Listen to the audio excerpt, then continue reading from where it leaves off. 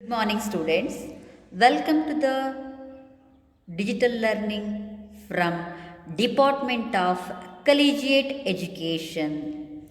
Dear students, in the last session, we have discussed about the introduction, meaning, and definition of overhead costing. And in today's session, we are going to learn about the or discuss about the classification of overhead.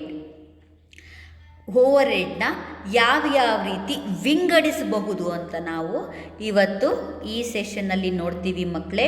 ಅದಕ್ಕೆ ಮುಂಚೆ ನೋಡೋಣ what is classification ಅಂತ ನೋಡೋಣ. According to chartered institute of management accountant defines classification as the arrangement of items in logical groups having regard to their nature or the purpose to be fulfilled. ಅಂದರೆ ಅದರ ಗುಣದ ಮೇಲೆ ಅಥವಾ ಯಾವುದೇ ವಿಷಯವನ್ನು ನಾವು ಅದರ ಗುಣದ ಮೇಲೆ ಅಥವಾ ಅದರ ಉದ್ದೇಶದ ಮೇಲೆ ಡಿವೈಡ್ ಮಾಡಿ ವಿಂಗಡಿಸುವಂಥ ಒಂದು ಕೆಲಸಕ್ಕೆ ಕ್ಲಾಸಿಫಿಕೇಷನ್ ಅಂತ ಕರಿತೀವಿ. ಕ್ಲಾಸಿಫಿಕೇಷನ್ ಅಂತ. So it is the process of arrangement of items in to groups. ಕೆಲವೊಂದು ವಿಷಯಗಳನ್ನ ಅಥವಾ ವಸ್ತುಗಳನ್ನ ಒಂದೇ ಯಾವುದಾದ್ರೂ ಒಂದು ವಿಷಯದ ಮೇಲೆ ಬೇಸಿಸ್ ಆಗಿ ತಗೊಂಡು ವಿಂಗಡಿಸಿದ್ರೆ, ಗ್ರೂಪ್ಸನ್ನು ಮಾಡಿದ್ರೆ, according to their degree of similarity, ಅವ ಗುಣಲಕ್ಷಣನೋ ಅಥವಾ ಉದ್ದೇಶನೋ ಬೇಸಾಗಿ ಇಟ್ಕೊಂಡು ಸಿಮಿಲ್ಯಾರಿಟೀಸ್ನ ಇಟ್ಕೊಂಡು ಗುಂಪುಗಳಾಗಿ ವಿಂಗಡಣೆ ಮಾಡಿದ್ರೆ that will be called as classification ಅಂತ ಕರಿತೀವಿ. ಕ್ಲಾಸಿಫಿಕೇಷನ್. ನೆಕ್ಸ್ಟ್ ಇವಾಗ ಮೇನ್ ಟಾಪಿಕ್ಕಿಗೆ ಬರೋಣ. Classification of overhead. Classification of overhead ಅಂದರೆ ಏನೇನಿದೆ, ಅದರಲ್ಲಿ ಯಾವ ರೀತಿ ವಿಂಗಡಿಸಲಾಗಿದೆ ಅಂತ ನೋಡೋಣ. ಮೇನ್ಲಿ ಕ್ಲಾಸಿಫೈಡ್ ಫಸ್ಟ್ ಬೇಸಿಸಲ್ಲಿ ನಾವು ಫಂಕ್ಷನ್ ವೈಸನ್ನು ಡಿವೈಡ್ ಮಾಡ್ತೀವಿ. ಫಂಕ್ಷನ್ ಅಂದರೆ ಏನು? ಕೆಲಸ. ಅದರ ಕಾರ್ಯಗಳ ಆಧಾರದ ಮೇಲೆ, ಓವರ್ಹೆಡ್ನ ಫಂಕ್ಷನ್ಸ್ನ ಆಧಾರದ ಮೇಲೆ ವಿ ಆರ್ ಡಿವೈಡಿಂಗ್. ಅಲ್ಲಿ ನಾವು ಬೇಸಿಸ್ ಆಗಿ ಡಿವೈಡ್ ಮಾಡಿದಾಗ first one factory overhead. Factory overhead ಅಂದರೆ you people are very well know, ನಿಮಗೆ ಚೆನ್ನಾಗಿ ಗೊತ್ತಿದೆ.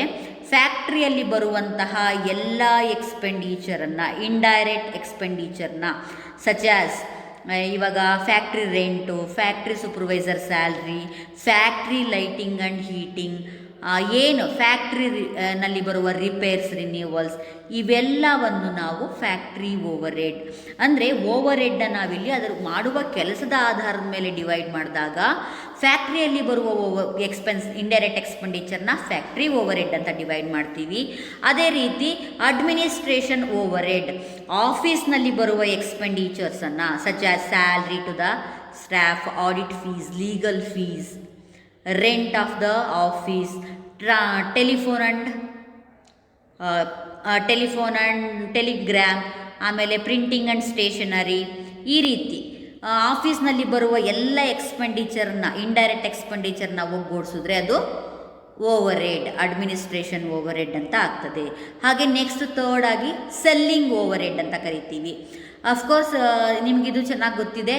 ಸೆಲ್ಲಿಂಗ್ ಓವರ್ಹೆಡ್ ಅಂತ ಬಂದರೆ ಸೆಲ್ಲಿಂಗ್ ಡಿಪಾರ್ಟ್ಮೆಂಟಲ್ಲಿ ಅಂದರೆ ವೇರ್ ಹೌಸ್ ಮಾಡಿರ್ಬೋದು, ಅಂದರೆ ಫಿನಿಶ್ಡ್ ಪ್ರಾಡಕ್ಟ್ ಆಗಿದೆ, ಅದಕ್ಕೆ ನಾವು ಉಗ್ರಾಣವನ್ನು ವ್ಯವಸ್ಥೆ ಮಾಡ್ಕೊಂಡಿರ್ತೀವಿ, ಉಗ್ರಾಣದಲ್ಲಿ ಇಡ್ತೀವಿ, ಅದನ್ನು ಸೆಲ್ಲಿಂಗ್ ಎಕ್ಸ್ಪೆಂಡಿಚರ್ ಅಂತ ಕರಿತೀವಿ. ಅಥವಾ ಅಡ್ವರ್ಟೈಸ್ಮೆಂಟ್ ಮಾಡೋದಿರ್ಬೋದು, ನಾವು ಬ್ಯಾಡ್ ಡೇಟ್ಸ್ ಇರ್ಬೋದು, ಇದನ್ನೆಲ್ಲ ನಾವು ಸೆಲ್ಲಿಂಗ್ ಓವರ್ಹೆಡ್ ಅಂತ ಕರಿತೀವಿ. ಡಿಸ್ಟ್ರಿಬ್ಯೂಷನ್ ಓವರ್ಹೆಡ್ ಅಂತ ಬಂದಾಗ ಕ್ಯಾರೇಜ್ ಔಟ್ವರ್ಡು, ಇನ್ವರ್ಡ್ ಅಂತ ಬಂದರೆ ಅದು ನಮಗೆ ಡೈರೆಕ್ಟ್ ಎಕ್ಸ್ಪೆಂಡಿಚರ್ ಆಗ್ತದೆ. ಕ್ಯಾರೇಜ್ ಔಟ್ವರ್ಡು, ಈ ರೀತಿ ಹೆಡ್ಡಿಂಗ್ ವೈಸು, ನಿಮ್ಮ ಕಾಸ್ಟ್ ಶೀಟಲ್ಲಿ ಬರುವ ಹೆಡ್ಡಿಂಗ್ ವೈಸ್ ನೋಡಿದಾಗ ಅದನ್ನು ಫಂಕ್ಷನ್ ವೈಸ್ ಅಂತ ಕರಿತೀವಿ. ಸೊ ಫಂಕ್ಷನ್ ವೈಸಲ್ಲಿ 4 ಥರ ಡಿವೈಡ್ ಮಾಡ್ಬೋದು: factory, administration, selling and distribution overhead.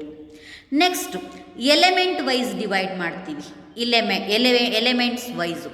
Elements ಅಂದ್ರೇನು? Material, labour, expenditure. ಯಾವುದೇ ಒಂದು ವೆಚ್ಚವನ್ನು ನಾವು ಫೈಂಡ್ ಔಟ್ ಮಾಡಬೇಕಾದ್ರೆ 3 ತರಹದ ಎಲಿಮೆಂಟ್ಸನ್ನು ನೋಡ್ತೀವಿ. ಅದು ಮೆಟೀರಿಯಲ್, ಲೇಬರ್, ಎಕ್ಸ್ಪೆನ್ಸಸ್. ಆ ಎಲಿಮೆಂಟ್ ವೈಸ್ ಡಿವೈಡ್ ಮಾಡಿದಾಗ ನಾವು ಅದನ್ನು indirect material, indirect labour, indirect expenses. ಈಗ ಪ್ರೈಮ್ ಕಾಸ್ಟ್ ಅಂದರೆ ಏನು ಮಾಡ್ತೀವಿ ಹೇಳಿ? Direct labour, direct material, direct expenditure. ಅದೇ ನಾವು ಎಲಿಮೆಂಟ್ ವೈಸ್ ಬಂದಾಗ ಓವರ್ ಹೆಡ್ನ ಕ್ಲಾಸಿಫೈ ಮಾಡುವಾಗ ಇಂಡೈರೆಕ್ಟ್ ಮೆಟೀರಿಯಲ್. ಇಂಡೈರೆಕ್ಟ್ ಮೆಟೀರಿಯಲ್ ಅಂತಂದ್ರೇನು? The materials which are not directly involved in the manufacturing process. Manufacturing ಪ್ರಕ್ರಿಯೆಯಲ್ಲಿ ನೇರವಾಗಿ ಇನ್ವಾಲ್ವ್ ಆಗದೇ ಇರುವಂತಹ ಮೆಟೀರಿಯಲ್ಸ್ ಏನಿರ್ತದೆ ಅದನ್ನು ಇಂಡೈರೆಕ್ಟ್ ಮೆಟೀರಿಯಲ್ಸ್ ಅಂತ ಕರಿತೀವಿ. ಹಾಗೆ indirect labour are those workers who are not directly involved in the manufacturing process of a product or services.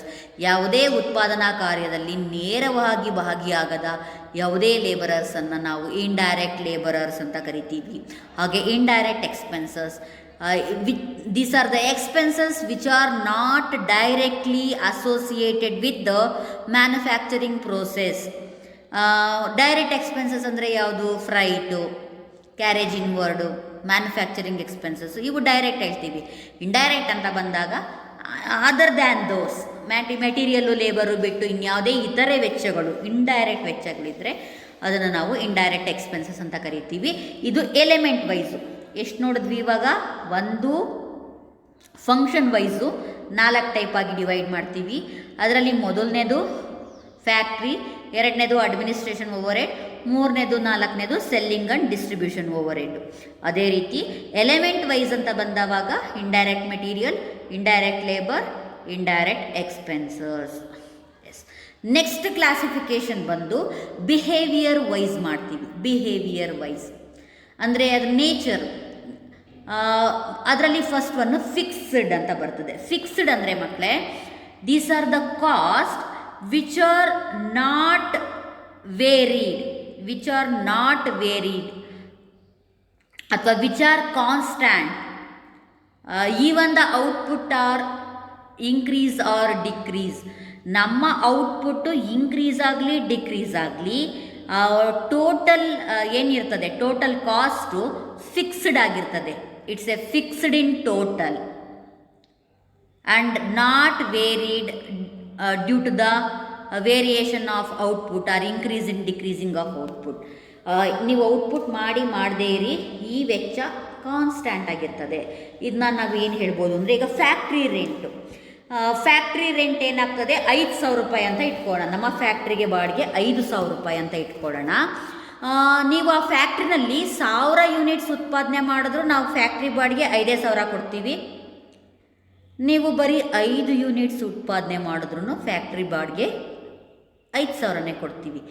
ಈ ರೀತಿ ನಮ್ಮ ಪ್ರೊಡಕ್ಷನ್ನು ಹೆಚ್ಚಾಗಲಿ ಕಮ್ಮಿ ಆಗಲಿ ಯಾವ ವೆಚ್ಚಗಳು ಸ್ಥಿರವಾಗೇ ಇರ್ತವೆ, ಚೇಂಜ್ ಆಗಲ್ಲ, ನಮ್ಮ ಔಟ್ಪುಟ್ ಮೇಲೆ ಡಿಪೆಂಡ್ ಆಗಲ್ಲ, ಅಂತಹ ವೆಚ್ಚವನ್ನು ಫಿಕ್ಸ್ಡ್ ಕಾಸ್ಟ್ ಅಂತ ಕರಿತೀವಿ. Next second one variable. ಇದು ಫಿಕ್ಸ್ಡ್ಗೆ ಆಪೋಸಿಟ್ಟು.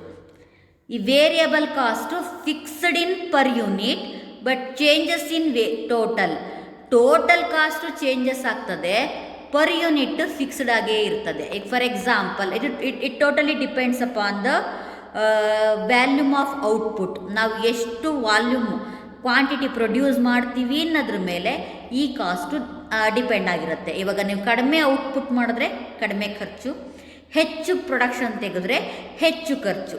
ಇವಾಗ ಫಾರ್ ಎಕ್ಸಾಂಪಲ್ ರಾ ಮೆಟೀರಿಯಲ್ಸು 1 ಯೂನಿಟ್ಟಿಗೆ 1 ರೂಪಾಯಿ ಇದೆ ಅಂತ ಇಟ್ಕೊಳ್ಳೋಣ. ಸೊ 300 ಯೂನಿಟ್ ಮಾಡಿದ್ರೆ 300 ರೂಪಾಯಿ ಖರ್ಚಾಗುತ್ತೆ, 500 ಯೂನಿಟ್ ಮಾಡಿದ್ರೆ 500 ರೂಪಾಯಿ ಖರ್ಚಾಗುತ್ತೆ, 100 ಯೂನಿಟ್ ಮಾಡಿದ್ರೆ 100 ರೂಪಾಯಿ ಖರ್ಚಾಗ್ತದೆ. ಇದನ್ನು ನಾವು ವೇರಿಯಬಲ್ ಕಾಸ್ಟ್ ಅಂತ ಕರಿತೀವಿ. Variable cost. Next third one semi variable cost. ಈ ಸೆಮಿ ವೇರಿಯಬಲ್ ಅನ್ನೋದೇ ಒಂದು ವರ್ಡ್ ಹೇಳೋದು ನಿಮಗೆ, ಏನು ಸೆಮಿ ವೇರಿಯಬಲ್ ಅಂತ. ಫಾರ್ ಎಕ್ಸಾಂಪಲ್ ಅಂದರೆ it is fixed in nature up to a certain level. ಒಂದು ಸರ್ಟನ್ ಲೆವೆಲ್ವರೆಗೂ ಇದು ಫಿಕ್ಸ್ಡ್ ಆಗಿರ್ತದೆ. ಆಫ್ಟರ್ ದಟ್ ಚೇಂಜಸ್ ಆಗ್ತದೆ. ಅಂದರೆ ಇನ್ಕ್ರೀಸು ಅಥವಾ ಡಿಕ್ರೀಸು ಆಗೋಕ್ಕೆ ಶುರುವಾಗ್ತದೆ. ಒಂದು ಪರ್ಟಿಕ್ಯುಲರ್ ಲೆವೆಲ್ ದಾಟಿದ ಮೇಲೆ ಫುಲ್ಲು ಫಿಕ್ಸ್ಡು ಅಲ್ಲ, ಫುಲ್ಲು ವೇರಿಯಬಲ್ಲು ಅಲ್ಲ. ಎಕ್ಸಾಂಪಲ್ ಹೇಳೋದಾದರೆ, ಇವಾಗ ಫಾರ್ ಎಕ್ಸಾಂಪಲ್ ಟೆಲಿಫೋನ್ ಬಿಲ್ ಏನಾಗ್ತದೆ, ನೀವು ಫಿಕ್ಸ್ಡ್, ನೀವು ಉಪಯೋಗಿಸದೇ ಇರಿ, ಮಿನಿಮಮ್ ಮಂತ್ಲಿ ಇಷ್ಟು ಚಾರ್ಜ್ ಅಂತ ಕಟ್ಟಲೇಬೇಕು. That is fixed. ಅದಾದಮೇಲೆ ಕೂಡ ನಿಮ್ಮ ಕರೆಗಳ ಮೇಲೆ ನೀವು ಎಷ್ಟು ಹೊತ್ತು ಬೇರೆಯವರಿಗೆ ಮಾತಾಡ್ತೀರಾ, ಔಟ್ ಗೋಯಿಂಗ್ ಕಾಲ್ಸ್ ಏನಿರ್ತದೆ ಅದ್ರ ಮೇಲೆ ಅವರು ಎಕ್ಸಸ್ಸು ಪೇ ಮಾಡಬೇಕಾಗ್ತದೆ. ಅಂತಹ ಕಾಸ್ಟನ್ನು ಇವಾಗ ನೀವು ಮನೇಲಿ ಹೇಗೆ ಎಲೆಕ್ಟ್ರಿಸಿಟಿ ಬಿಲ್ ಕಟ್ತೀರಾ ನೋಡಿ, ಎಲೆಕ್ಟ್ರಿಸಿಟಿ ಬಿಲ್ಲು ನೀವು ಉಪಯೋಗಿಸದೇ ಇರಲಿ, ಮಿನಿಮಮ್ 60 ರೂಪೀಸ್ ಕಟ್ಟಬೇಕು, minimum. That is fixed.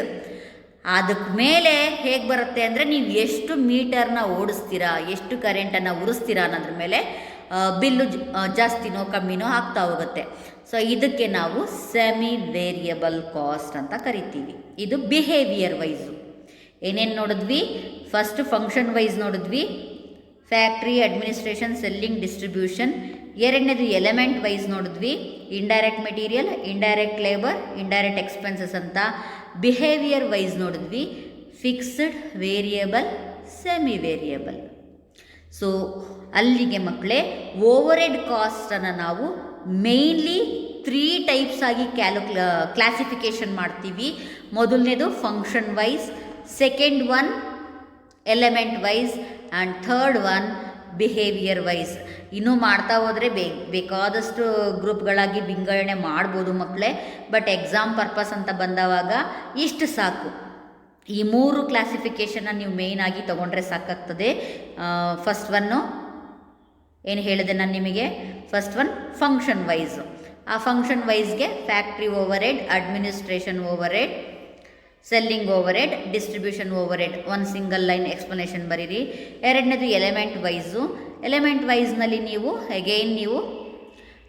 Indirect material ಅಂದ್ರೇನು, ಇಂಡೈರೆಕ್ಟ್ ಲೇಬರ್ ಮತ್ತು ಇಂಡೈರೆಕ್ಟ್ ಎಕ್ಸ್ಪೆನ್ಸಸ್ ಅಂತ ಬರೀರಿ. ಇನ್ನು ಬಿಹೇವಿಯರ್ ವೈಸ್ ಅಂತ ಬಂದವಾಗ ಫಿಕ್ಸ್ಡ್ ಕಾಸ್ಟ್ ಅಂದ್ರೇನು, ವೇರಿಯಬಲ್ ಕಾಸ್ಟ್ ಅಂದ್ರೇನು, ಮತ್ತು ಸೆಮಿ ವೇರಿಯಬಲ್ ಕಾಸ್ಟ್ ಅಂತ ನೀವು ಡಿವೈಡ್ ಮಾಡ್ತೀರಾ. ಇಷ್ಟನ್ನು ತಿಳ್ಕೊಂಡ್ರೆ ಸಾಕಾಗ್ತದೆ ನಿಮಗೆ. ನಿಮಗೆ ಈ class hope you people are understood this class, ಅಥವಾ ಈ ಸೆಷನ್ ಅರ್ಥ ಮಾಡ್ಕೊಂಡಿದ್ದೀರಾ ಅಂತ ಭಾವಿಸ್ತೀನಿ ಮಕ್ಕಳೇ. ನೆಕ್ಸ್ಟ್ ಸೆಷನಲ್ಲಿ ಬೇರೆ ಯಾವುದಾದ್ರೂ ಈ ಚಾಪ್ಟರ್ಗೆ ಸಂಬಂಧಪಟ್ಟಂಥ ಟಾಪಿಕನ್ನು ನಾವು ಡಿಸ್ಕಸ್ ಮಾಡೋಣಂತೆ. ಅಲ್ಲಿವರೆಗೂ until then have a nice day. Thank you for listening.